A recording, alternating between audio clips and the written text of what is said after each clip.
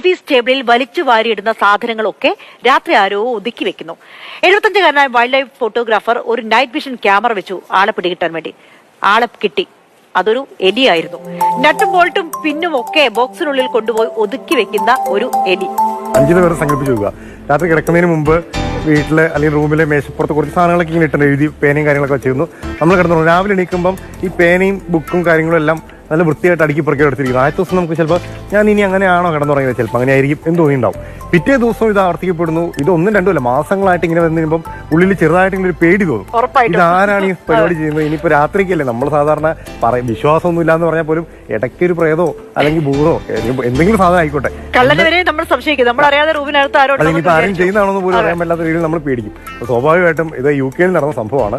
അദ്ദേഹത്തിന്റെ ഉള്ളിലും ഇതുപോലത്തെ ചെറിയൊരു ഭയം പെട്ടെന്ന് രൂപപ്പെടാൻ. കാരണം ഒരു ദിവസം സംഭവിച്ചു, ചിലപ്പോൾ യാദൃശ്ചികമായി സംഭവിച്ചായിരിക്കും. പക്ഷേ തുടർച്ചയായി ഇത് ഇങ്ങനെ തന്നെ സംഭവിച്ചുകൊണ്ടിരിക്കുമ്പോൾ